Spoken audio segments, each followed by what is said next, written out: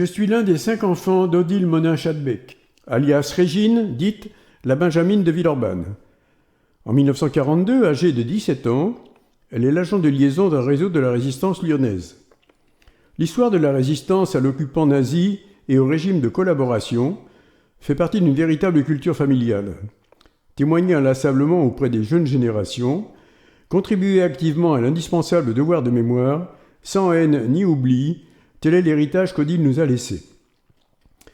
50 ans après la libération de Lyon, grâce à la publication d'un livre de son chef de réseau Roger Pestoury, Odile retrouve un compagnon de la résistance lyonnaise, Marcel Chadbec, alias commandant Caron. Ils sont tous les deux veufs et ils vont décider de finir leur vie ensemble.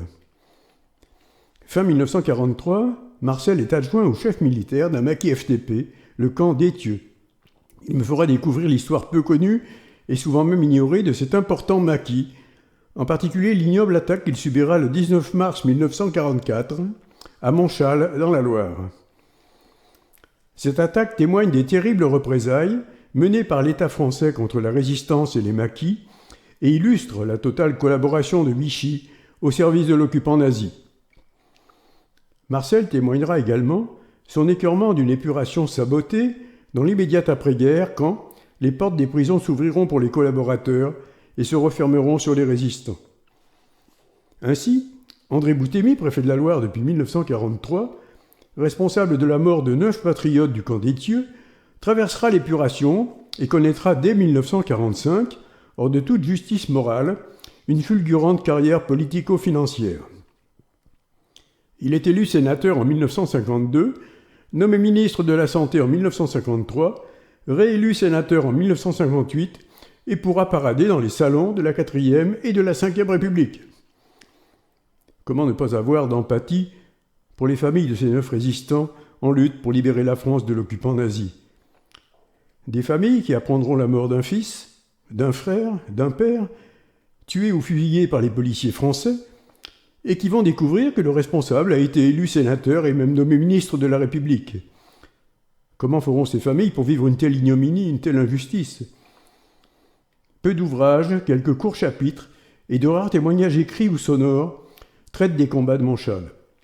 Cependant, très souvent, sont faussement évoqués miliciens, troupes d'occupation, Gestapo, autorités allemandes, livrés aux Allemands, fusillés par les Allemands, déportés, morts dans les camps. Ces erreurs dissimulent la responsabilité du préfet André Bouthémy, organisateur de l'attaque du maquis par des GMR et des gendarmes, sans la participation des troupes d'occupation ni même de la milice. Par respect pour le sacrifice de ces 9 soldats de l'armée des ombres, j'essaye d'apporter dans ce documentaire une contribution au devoir d'une juste mémoire que nous leur devons.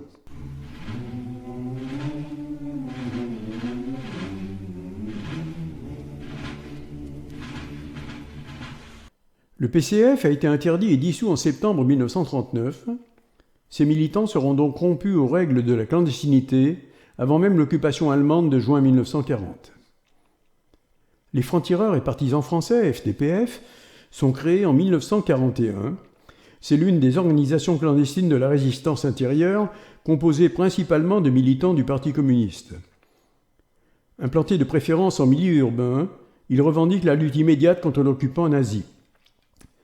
Formés aux techniques de guérilla par les vétérans des brigades internationales, les FTPF seront le bras armé du Front national de lutte pour la libération et l'indépendance de la France, une autre organisation de la résistance intérieure, regroupant et organisant plus largement des patriotes de toute sensibilité voulant, sans attendre un hypothétique débarquement, lutter pour libérer le pays de l'occupation allemande.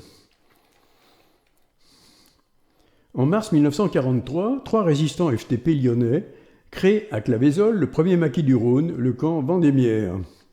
Il est implanté dans la haute vallée d'Azergues et de nombreux jeunes réfractaires viennent le rejoindre pour échapper au STO. Le service du travail obligatoire, STO.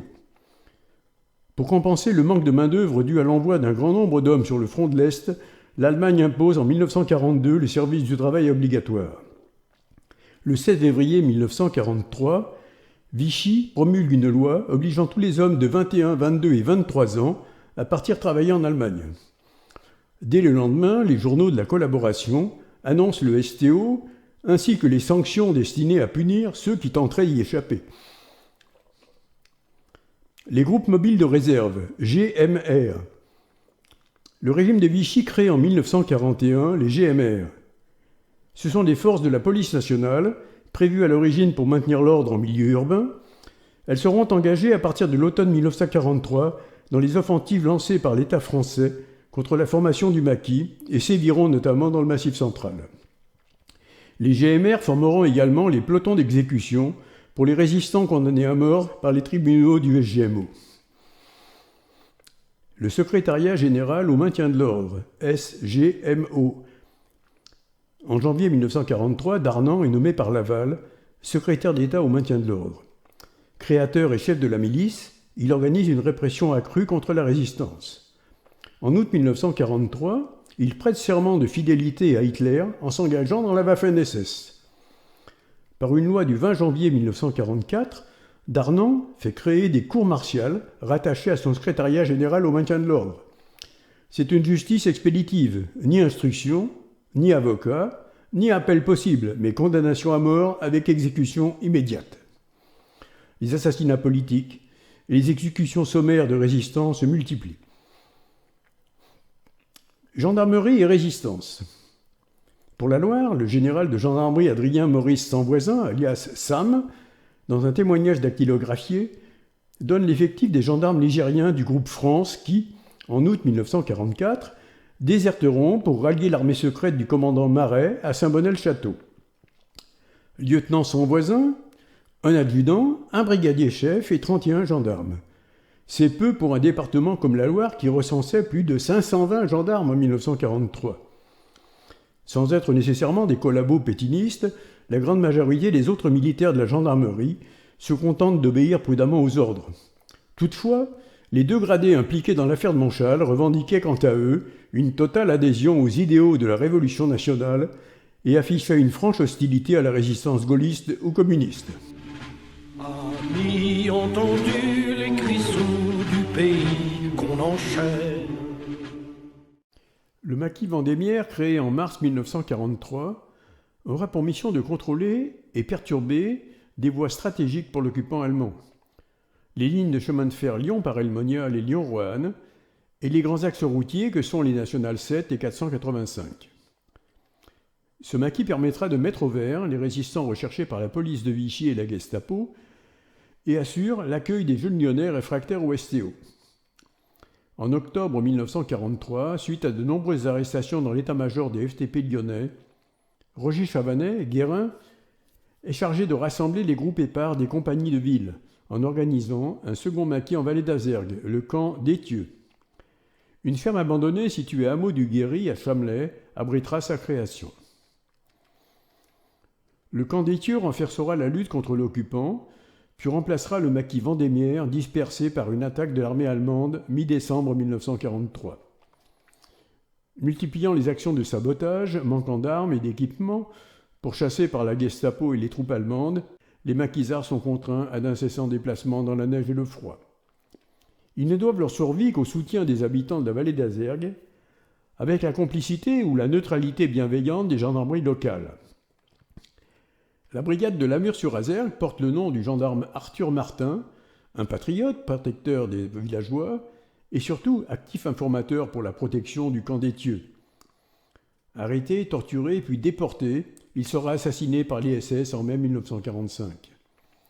Malheureusement pour la résistance, il n'en est pas de même dans toutes les gendarmeries. Début mars 1944, après un hiver particulièrement rigoureux, la neige commence à fondre et les routes redeviennent praticables. Les responsables du camp craignent désormais d'être trop exposés dans leur cantonnement du Murat, situé sur la commune d'Afou. Ils décident de déménager dans la nuit du 10 mars pour un nouveau refuge provisoire dans le vallon du Maga, à Montchal. Ce sera leur 11e déplacement depuis l'automne 1943. Les 33 combattants se répartissent dans 2 maisons inoccupées du Maga, une pour le poste de commandement et le groupe 1 de Pierre Clémenti alias Noël. À une centaine de mètres, l'autre maison abrite le groupe 2 de Georges Oert alias Nénès Templar. Et, sur le versant est, à 800 mètres du Maga, la Kabylie abrite le groupe 3 de René Carrier, alias Napoléon, et de Michel Martin, alias Duchesne. Le matériel roulant et les réserves sont dissimulés dans les dépendances du château de Villette, entre la croix de Signy et Viollet. À la suite d'une dénonciation, leur arrivée est signalée le 12 mars dans un rapport de la gendarmerie de Panissière. Le mercredi 15 mars, dans l'après-midi, une sentinelle amène au poste de commandement l'abbé Poyet, le curé de Montchal, qui demande à s'entretenir avec un responsable. Il explique avoir appris leur présence dès le lendemain de leur arrivée, mais ce mercredi matin, il a eu la visite d'un gendarme qui, sous le sceau du secret, lui a demandé d'intervenir auprès des maquisards pour qu'il quitte le Maga ce 8 à 10 jours. Il fait part également des attitudes franchement hostiles du brigadier chef Girardin et du gendarme Bonnet, qui ne cachent pas leur haine des gaullistes et des communistes. Après discussion, Chavanet, Farjas, Chadbec et les chefs de groupe décident de rendre visite aux gendarmes de Panissière. Témoignage de Roger Chavanet. Je fus mandaté pour prendre contact avec le chef de la brigade de Panissière l'après-midi même. J'ai gardé le sentiment très net que, sans la présence à proximité de la gendarmerie d'un groupe de mes hommes armés et appuyés par la mise en batterie d'un fusil mitrailleur ou chargeur engagé, je ne serais pas sorti facilement de cet endroit. C'est seulement après avoir signalé cette présence que le gendarme Bonnet consentit à ne plus m'appuyer entre les omoplates le canon de son 7,65 et que le brigadier chef accepta de discuter du motif de ma présence. L'entretien fut bref. Toutefois, lorsque je pris congé, le chef Girardin me donna sa parole que rien ne serait tenté contre nous et que la formule « France d'abord », utilisée à l'occasion de rencontres avec mes hommes, éviterait à ces gendarmes de regrettables réactions. Un rapport de la gendarmerie de Panissière sera néanmoins transmis au capitaine Artaud, commandant la section de Montbrison. Le colonel René Djenjen, chef de l'armée secrète de la Loire, précise dans un ouvrage « Le capitaine Artaud est connu pour être un ennemi acharné de la résistance ». Ce rapport arrivera finalement à Saint-Étienne, sur le bureau du préfet André Bouthémy, qui décide d'organiser le nettoyage du camp de terroristes communistes. Les jours suivants, une rumeur d'intervention circule en Panissière. Les cadres du maquis jugent leur cantonnement à nouveau menacé. Ils décident de quitter les lieux dans la nuit du 18 au 19 mars. Témoignage de Marcel Chadbec. Décision a été prise d'un prochain déménagement que nous devons effectuer dans la nuit de samedi à dimanche. Mais les conditions météo sont épouvantables. Chaque sentier est devenu une fondrière et les ruisseaux sont sortis de leur lit. Nous avons affaire soit à un cloaque, soit à de vastes champs de neige. Dans une telle situation, le déménagement s'avère presque impossible. D'autre part, d'après les informations données à l'abbé Poyet par un gendarme, nous disposons encore de quelques jours de répit. Je suis hésitant sur la conduite à tenir. Oert, que je consulte, n'est pas emballé pour ce déménagement. Vollet, le vétéran, et Bertrand, un ancien de la guerre d'Espagne, optent pour attendre lundi des conditions meilleures. L'information secrètement donnée le 15 mars à l'abbé Poyet était-elle une intox destinée à maintenir le maquis en place pour avoir le temps d'organiser l'attaque du 19 mars. La date de l'attaque a-t-elle été avancée en raison des révélations faites au curé par un gendarme résistant? Le camp d'Étieux n'ayant jamais commis d'acte de résistance ou de sabotage dans ce département, pourquoi Bouthémy a-t-il organisé le nettoyage d'un maquis venu provisoirement se réfugier dans la Loire pour échapper aux recherches de la Gestapo et de la traque des troupes allemandes dans le département voisin? Était-ce une proie facile? Le maquis FTP était-il une cible désignée par la couleur de ses partisans? La présence d'un maquis aussi actif gênait-elle l'attentisme de ceux qui seront plus tard les résistants du mois de septembre et autres naftalinards? Dans son livre Témoignage, Roger Chavanet pose la même question. Était-ce une affaire strictement policière ou une ténébreuse machination? Le fait qu'André Bouthémy m'avait conduit personnellement les opérations nous inclinerait à préférer la deuxième hypothèse. N'est-il pas en effet surprenant que les forces engagées à Montchal soient composées exclusivement de GMR et de gendarmes, sans participation des troupes d'occupation, ni Gestapo, ni même de la milice? Une seule certitude, cette opération avait un but nettement plus politique que policier, pouvant satisfaire l'anticommunisme de Boutemi et assurer sa promotion dans l'appareil d'État de Vichy. Pour ce service rendu à la collaboration, les semaines suivantes, il est nommé préfet régional à Lyon. C'est le plus jeune préfet nommé à ce poste. À Lyon, il va nouer une solide amitié avec Georges Villiers, le maire, nommé par Vichy après la destitution d'Édouard Herriot. Georges Villiers qui sera en 1945 le président du tout nouveau CNPF.